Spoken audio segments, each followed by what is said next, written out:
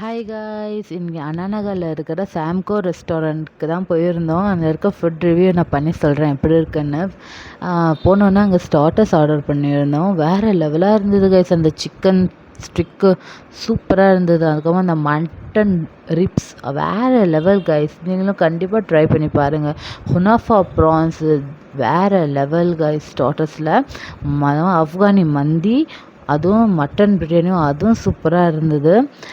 பாருங்கள் காய்ஸ், அந்த kunafa prawns நான் சாப்பிட்டு சொல்கிறேன். அந்த உள்ள அப்படியே சீஸியாக சூப்பராக நல்ல பிக் ப்ரான்ஸ் போட்டிருந்தாங்க.